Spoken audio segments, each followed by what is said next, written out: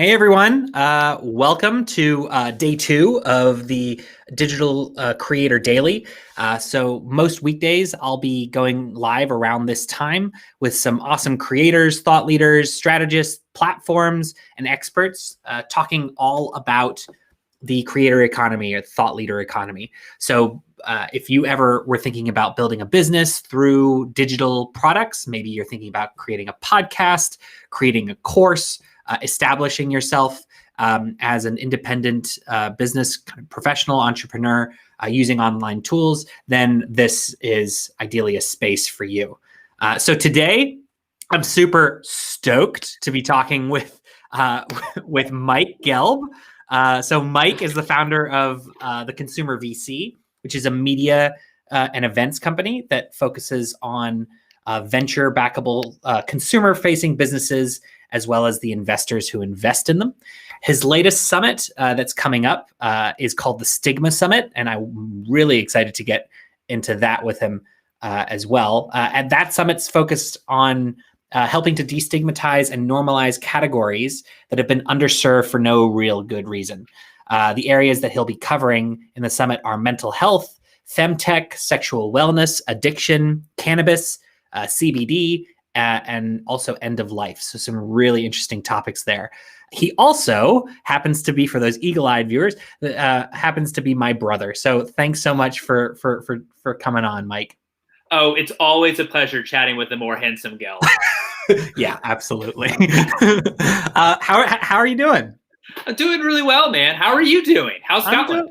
I'm doing pretty good. It's a bit cloudy today, but yeah, I mean you're up bright and early. But yeah, it's nice. It's really hot here. It's 22 degrees. What's that? So yeah, translate that in American terms, in Fahrenheit terms. 71 degrees right now. It's balming. It's very hot. That is very 71 degrees. That is very hot for Scotland.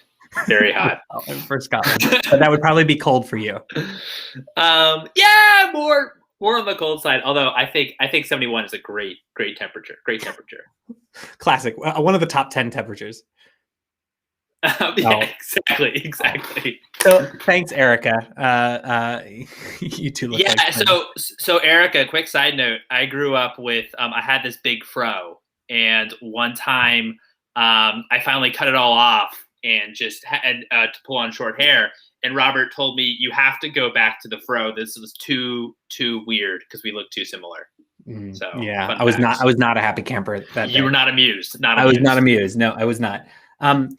Anyway, why are we talking today?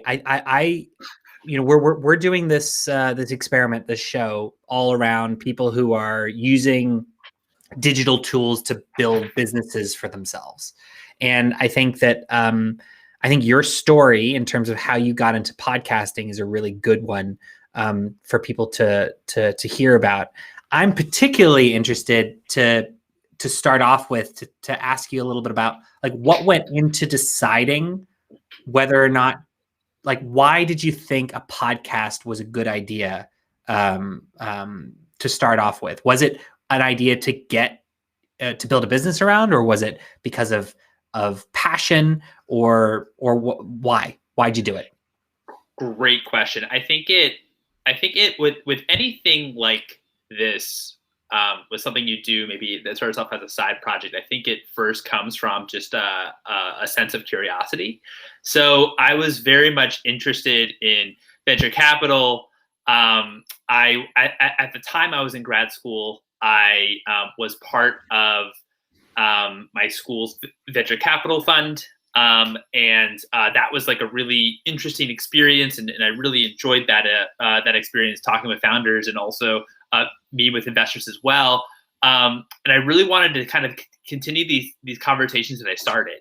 And I as well was just taking in a lot of content too. I was listening to a bunch of podcasts.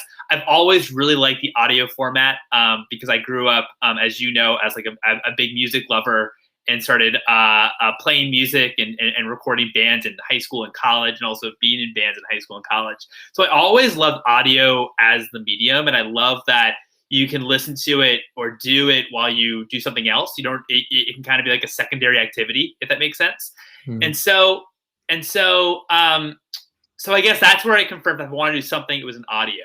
Secondly, where I thought there was an opportunity or something that maybe had not been covered as much. Could you try again? Siri interrupting it. I know. So I thought to myself, there's already so many venture capital podcasts out there. Like at the time, there was probably like 60 or 70. Now there's probably, I don't know, like 200 or something. But what I thought to myself was, I didn't think that when it came to venture capital, and I listened to a lot of podcasts as well in venture capital to kind of educate myself, but I felt like the consumer story was missing. And what I mean by that is I felt like a lot of the conversation was very much focused on how to grow and scale enterprise SaaS businesses and also invest in enterprise SaaS businesses, which is great and dandy. But I felt like the conversation was missing a little bit around how to actually grow and scale consumer businesses, which is less talked about because a lot more money goes towards historically enterprise businesses. So but why were you interested in venture capital just in the first place? Was it a case that, like, I guess it sounds like you had the interest and then you ended up wanting to grow that out from those conversations, but was it because you had a network there already? Was it because anything other than like an interest, or was it just you were curious? No, I actually didn't have a network. That's a great point. I actually didn't have a network, so I also wanted to start the podcast as well to build that network of investors as well. And really, what I really wanted to understand, what I was curious about, is how to build like a brand to a scale that's actually that actually makes sense on a venture scale. Where I came from was I came from the Amazon world, where I was building a Amazon business, which is quite different to building a brand that's actually venture backable. So it really came from like a sense of curiosity of how to actually build and what actually investors look for to build like a brand on a venture scale. So that's kind of like the place that I came from. And so getting back to the actual focus of the podcast, I know that there was this interest in consumer venture capital. You're talking about how maybe consumer VC is slightly underserved when it comes to the sexy VC deals that are announced and all that kind of stuff. But it also, in some ways, it is a niche, and in other ways, it's quite broad. When you were thinking about creating this podcast, what was going through your mind in terms of, like, do you want to create, as you said, you don't want to create yet another VC podcast, but what kinds of questions were you asking yourself when you were thinking, like, how niche do I go? Was it thinking about audience growth? Was it thinking purely about your interests? Were there any alternatives that you were considering? It's a great question in terms of how I actually think about how broad or how niche the podcast goes. Like, do I just specialize, for example, in like CPG companies? Do I specialize in consumer technology? What I decided to do is actually be broad and really have the consumer be very, very broad. And so I do interview investors that specialize in consumer technology, but might not invest in consumer brands or pure play consumer. And then on the opposite end, also investors that invest in CPG brands, but actually don't even touch consumer technology. I was pretty broad. And what eventually that came out of it was I realized that since it was so broad, I think an opportunity or a way to bring people closer together that was specific was actually to do summits, and actually have the summits be the focus point of actually specific themes within consumer that then we can actually go and say, hey, you come on out for 3 days virtually on Hey Summit, and we're going to focus around a particular set of categories or themes, if that's of interest, and really do much more of a deep dive than the podcast does. So we'll get to the summits in a second. When you were starting your podcast, how long has it been running for? And how did you actually get started? Was it literally just cold emailing people? Like what was the first steps that you took? The first steps I took was honestly cold emailing people. I cold emailed a bunch of people the summer of 2019. And it was funny because all the people I actually knew in venture capital that I asked for introductions to people, they actually, I didn't respond. I actually wasn't able to get any leads from them. Right. Which is actually kind of makes you hungrier, to be honest with you, because it just means you actually have to go and find, who are the players, who are the people that you actually want to speak to have these meaningful conversations and hopefully help entrepreneurs and investors. So I cold emailed a bunch, and yeah, we can also talk about like cold email tactics if that's helpful too. Yeah, absolutely. So like what were your tactics? Was it a case of was it spray and pray, or was it a lot of research? Like how did you approach that? So a bit of both. I would say it was a bit of spray and pray. What I would do on the body of the email, I make the email very, very short, make the ask very, very short, but very, very clear. And then also who I previously had confirmed to interview in the body of the email as well. Just to kind of bring in some social proof. And that actually worked pretty well. And yeah, I mean, honestly, it was really reaching out. But also, like what I did too, which is not on the cold email side, but I would ask guests early on who are 3 people that would be great for the show if they had a great experience, and then so from there it kind of grew like a tree with branches, if that makes sense. So you kind of establish yourself. So you did rely on intros, but not from people who knew you from before. It's mostly from people who you met through the podcast. So do you think that like establishing yourself from from cold was beneficial because they didn't know you were just starting out, or was it because it was like a fresh relationship? I think it was because it was a fresh relationship. Like that's what, it wasn't someone asking for like a favor. It was just me, cold, and doing it. Although I'm sure, still, it's a bit of a favor, to take time out of their busy schedules Sure. day to come on the show. But it didn't feel as much like that. Like they felt excited. Yeah. They felt they wanted to do it. And it wasn't like, hey, my buddy is trying to break in or what have you. Would you come on his show? Yeah. So that's really that was really like the genesis for it. And when you were doing this research, Eric is asking about whether or not you use LinkedIn or something else. How did you actually get in touch with them? I know that the VC world's a little bit easier to contact than others, but like, was it a case that you did your research, you had your list, and then you just started to try and find their emails? Like, what was the process? Great question. So for venture capitalists, a lot of them, not all of them, but a lot of them hang out on Twitter. And so I would do Twitter DMs. I would do LinkedIn DMs. Actually didn't work as much. There's actually a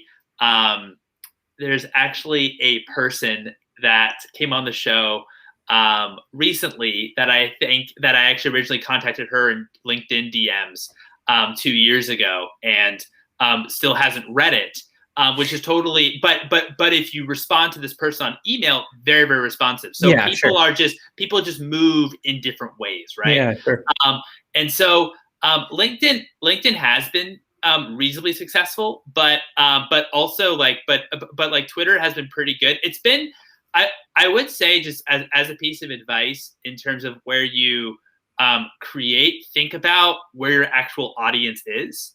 For me, what was a bit tricky, and still is tricky, is that I feel like my audience is actually kind of split between LinkedIn and Twitter, and a lot more on the technology side. People listen for the technology side.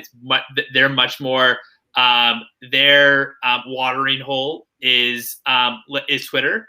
But more so, I feel like on the CPG side of things, it's much more LinkedIn, and I get much more responses from reaching out to like a CPG company if it's through LinkedIn. But if it's more technology based, and if they are active on social media, Twitter is a much better resource, if that's helpful. Yeah, that's cool. And so how do you just, if someone's listening and thinking about creating a podcast for themselves, they the initial reach out, yeah, but then it's about building momentum. And I think, at least watching from afar, I think what you've been able to do quite well is stay pretty disciplined when it comes to building your podcast and growing and building momentum. So, like, how do you make it so that somebody wants to come on your show? Like, is it a case of format is king? Is it your research? Is it the way that you do pre-interviews? Like, what's the reason? What are the reasons why somebody will listen to your show and think, I really want to get on that, or I want to refer everybody else? Are there specific things that you focus on? So my biggest thing, like, I think that if it's a successful interview, the guest is having fun. The guest is enjoying talking.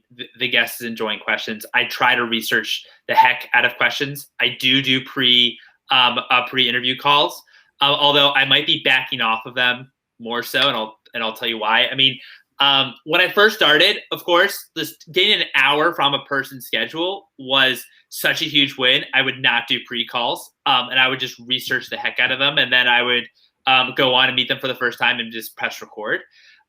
Now and then, a few months in, I thought, you know what, it'd be great to have a pre-call, like an intro call, figure out maybe if there are rabbit holes that I might not know that would be interesting to dive in on, that they could then tell me on the pre-call. But I actually might now go back to not having a pre-call. And the reason why is I feel like when you don't have a pre-call, you kind of learn things as they come up, and it's a bit more natural. Whereas when you do have a pre-call, it's one, like, more it's time consuming for the guest, and two, I actually feel like then you might already have learned everything on the pre-call, if that kind of makes sense. So, Sure. so Or they might those say some gems, and then yeah, and I'm like, oh, again. like I think I've said so many times, like, I wish we were recording, and I was like, well, maybe we should have been recording. So, so it's one of those things that I don't think you need to have a pre-call for sure. I do think that you should. I mean, the best questions are always, I feel like, the follow-up questions. It's always like you prompt them, and then once they say something, you say, okay, what do you really mean by that? And that's when I think then it gets interesting. So, so that's how I like to approach interviewing. I mean, I do also have standard questions as well at the very, very end. But yeah. Okay, so you're building this podcast property, right? You're growing the audience. You're probably looking at how many listeners you have. How do you then turn that into a business, right? Is obviously the question. How do you make it sustainable? Can you talk through some of the things that you have either experimented with or you are planning to experiment with in terms of taking that audience or taking that reach that you're building and activating it in some way, or harnessing it in some way, or monetizing it in some way? Yeah. What are you thinking about? No, it's a great question. So how I think about it is, since mine is still a niche podcast, I know consumers are quite broad, but you attach venture capital to it, and it becomes a lot less broad and still quite niche. How I approach it is that if you're a niche, then and your audience is not going to be like, you're not approaching entrepreneurship as a whole in my category. You're only talking about venture backable consumers companies, which really aren't very, very many, and there aren't very many investors. If you think, I mean, there's a lot more people going into venture capital, for example, rather than who are venture capitalists. And so, if your audience is pretty small, then how I think about it is actually trying to do a lot of activities, then upping the amount of activities you do per month, if that makes sense. So then you can up the amount of impressions you get. You can get more touch points with someone listening, and be even more valuable and helpful to them. What do you mean by activities? Do you mean like events? Do you mean newsletters? What do you mean? Exactly. So what I do is, like, podcasts, for example, 2 touch points. I have I do 2 episodes a week. So that's about 8 to 9 episodes a month, depending on the month. And then I also do a weekly networking event on Upstream. That usually it's around like 30 to 50 people that come out to that on that weekly. But then it lets people interact and actually meet some of the people that have come on the show, and let them the opportunity to ask their own questions. Sure. And then also I run like a private newsletter called the Consumer Fortnight, where I source deals from people that deal flow just from the podcast. I try to help entrepreneurs as well, which has also been great, because I also say on the podcast, if you are currently fundraising and you're a consumer company, you can reach out here, and I have a form that you can go to, and then I share it with investors in my network. So it's really just trying to provide the most value you can for your community in multiple ways, if that kind of makes sense. Yeah, makes sense. Okay, so so you've experimented with newsletters.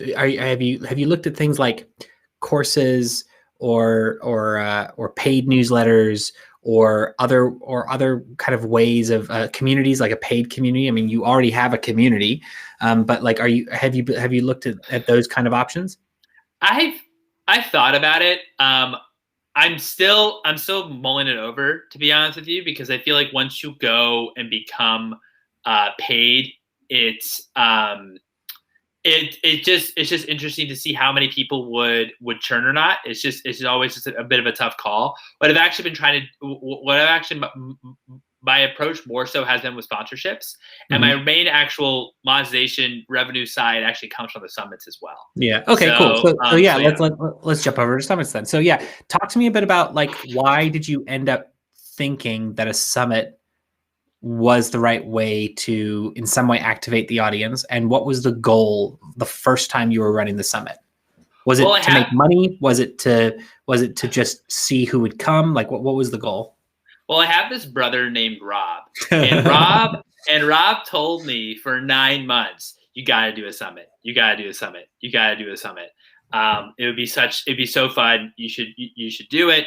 And I was so scared. I was terrified, honestly, in terms of doing a summit, because it's so much work. And you really like walked me through it, which was super kind of you. Just kind of thinking, and I watched some other like YouTube videos and just resources that were really helpful in terms of how to actually plan for a summit. And why I thought the summit format, I think part of the opportunity that I saw in the summit format was unlike the podcast and different, was that I think what I said initially is that I could design a summit to focus on a particular part of of a consumer business. So in October last year, for example, we did our first one that focused all on CPG. So we focused on food and beverage, beauty, personal care, a little bit of apparel, I think those were like the main categories. And so we had in panels that were only investors, we had panels that were only founders. It was a great like mix match for if you attended, you could learn from founders on how they've built their businesses, especially the ones that are venture backed. So that means that they actually have to grow quite and scale pretty quickly in order to meet the returns from investors, and then also learning from investors as well in terms of what they actually look for. And then I thought, okay, we could kind of repeat this, but actually pick apart different categories within consumer that I think the audience would find interesting, that kind of then does a deep dive. So at the beginning though, were you thinking, do I do just a CPG summit, or do I do the Consumer VC Summit 2020? Like, what were you also thinking? Like, do I niche down first, or do I keep it broad, or did that not even enter the mind? I was thinking, even though it was called the Consumer VC Summit 2020, I was actually thinking about niche the whole time. Like we didn't really talk about technology, for example. Yeah, sure. We didn't really touch upon that. We really tried to focus it purely on CPG and other physical good categories. So that was really like the essence of the first summit. And so obviously what we would say is if you're speaking to a general audience, I know your audience is niche, but it's in general, consumer VC is relatively broad. Yeah. What we would say is that try not to satisfy every single possible person that could be part of your audience at every one time. It's about crafting like good, remarkable experiences or products or whatever it is that you're doing that speaks to a particular need that is maybe keenly felt by one aspect of your audience, but might be relevant to the rest of your audience. Not necessarily trying to cover all their bases, but covering a base that you know a lot of people want. So I guess with you, for example, if you're talking to people who want to invest in consumer, maybe some of them have no interest in CPG. Maybe they're all in consumer tech. But most likely, if they're a consumer VC, they are interested in both maybe e-commerce as well as CPG as well as Stigma tech. And I think that like at least from looking in on it, it's like instead of you trying to have the consumer VC summit where you have 10 different tracks and you try and cover all bases, you're able to just have 10 different events. You're still speaking to the same people. You can still monetize them 10 different ways rather than one. And you can deep dive more into these specialist subjects. So like that's one thing that I like looking in. I think you do incredibly well because you're splitting up the subject matter. You're not splitting off the user base or the audience base. Well, and I don't know if I'm doing it particularly well, but what I would say is that what that allows you to do as well as a summiteer is that isn't that the official correct language for sure, the hey summiteer? Yeah, absolutely. The hey summiteer. The hey summiteer. Yeah, adopt the lingo. Yeah. Yeah, exactly. Just try to double click on it. You know, as a hey, zoom in on this for me. Let's circle back to it. Let me zoom in. Let me restream on this. So like as like a hey summiteer, I think that what that allows you to do is also just really begin to carve away and think about what are the nuances in this particular category that we can all learn, that we can really go deep on. And then also when you also have your networking events, it's really with people that that also have this focus on or focus on this particular category or subject matter. So now let's talk about your next summit. So your next summit is all about Stigma tech. I think that's fascinating, obviously from a subject matter perspective, which I'd love to get into. However, also from your own categories and thinking about categories, it is both a vertical and almost like a sub-vertical. So I guess, well, can you just talk to it? What is Stigma tech? What do you define that as? And why did you choose this as your third summit? It's a great question. So how I think about Stigma is that it's categories that have been really traditionally underserved, and where there's a stigma, and then where there's a not to use the word again, but that has a stigma behind that people just don't really want to talk about. People just it might make them vulnerable, it might make them uncomfortable, but people just don't really want to talk about. And so how I thought about it for categories, or just a really maybe unpopular categories to invest in. Now they're becoming a lot more popular. Afraid to invest in them. Afraid to invest in, like, yeah. So how I think about it is like mental health, which I think we've come a long way in mental health. I think that people are becoming more and more comfortable to be vulnerable, but it's still hard, and people don't really want to talk, and people still have trouble talking about it or getting the help that they need. So we're going to be interviewing a couple of founders of companies that also are specializing in children's mental health, which is even more daring, in my opinion. Because I feel like getting kids to sometimes open up, it can be difficult things. And so children's mental health. Then we're also thinking about cannabis as well, and CBD. There's a lot of negative commentary around cannabis and CBD, and it's actually been proven to really help people also manage, and also can tie into, on the CBD side, mental health. and it certainly helped people. And then the other one is feminine care, femtech, and this partly stems from I think 2% of all venture capital goes towards women founders, and which is really terrible which is just really terrible and shocking. And I feel like males have a tough time connecting with or really understanding like that these are products that are actually in need, if that makes sense, because it's not something that we have to experience every day, right? Yeah, you're a guy walking in to a meeting with another guy, and you're trying to convince that guy of something. First off, he'll take your word for it that there's a market there already, and second, most likely, he'll be able to understand what it is that you're kind of selling, and just by nature of you being a man, he's probably going to be trusting that you're going to be able to deliver.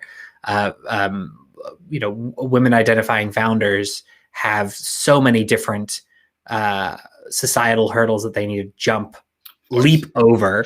And I think it was you that told me this. Like somebody was talking about how they were pitching I think it was actually it's a sex tech type device, and it's just and it seemed like that was licensed for the investor to get really like uncomfortably skeevy about it and try and make jokes about it, and not really treating it with the fact that this is a business and this is actually and then there's a need, and it just seemed like that was the excuse was there to kind of maybe belittle the fact that this could be a business. So that was really interesting to hear. Yeah, and also that in that conversation with that founder too, if it wasn't that, it was more so like, or it could have been, let me see if my wife would, which I was probably, like if you're an LP in a fund, right? And how you make decisions is, just asking like your friends and family about it. Like that's not a great way to really conduct market research, right? So that was pretty eye-opening too. So yeah, anyway. Femtech, cannabis, CBD, mental health, sexual tech, wellness, and sexual wellness, and end of life. Interesting. Yes.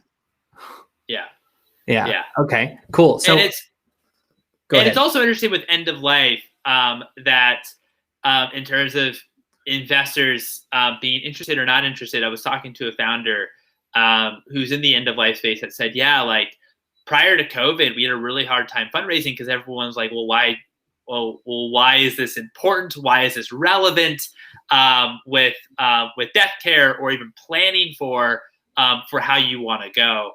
And then during COVID, like a little bit of a 180 there. And some of these companies are now getting funded at a much rapid pace. So, but it's not like, it's not like COVID changed the fact that these things are important. So what are your goals for the event? Like what would a good event, outcome be for you? That's a good question.